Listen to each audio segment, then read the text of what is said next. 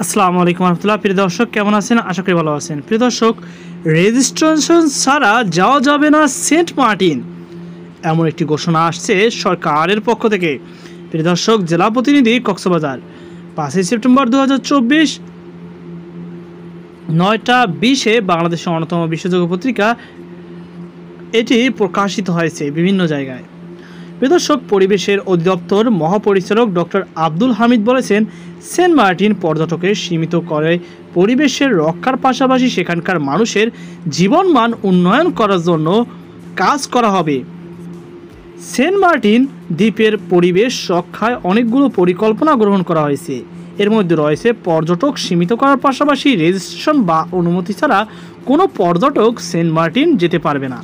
বৃহস্পতিবার 5 সেপ্টেম্বর দুপুরে কক্সবাজার শহরে একটি হোটেলের সম্মেলন কক্ষে সেন্ট মার্টিন দ্বীপে সিঙ্গেল ইউজ প্লাস্টিক ব্যবহার বন্ধে কনসালটেশন সেমিনার সভাপতি হিসাবে বক্তব্য দিতে গিয়ে তিনি এসব কথা বলেন। মহাপরিচালক আরও বলে, পাহাড় কাটা ও জলাশয় ভরাটের বিষয়ে কোনোভাবে ছাড় দেওয়া হবে না। এর জন্য মন্ত্রণালয় থেকে জিরো টলারেন্স ঘোষণা করা হয়েছে। দেশের নদীগুলো দূষণ নিয়ে আমরা কাজ করছি। নদীগুলোকে দূষণমুক্ত রাখার জন্য ইতিমধ্যে পরিবেশ অধিদপ্তর বেশ কিছু পদক্ষেপ গ্রহণ করেছে।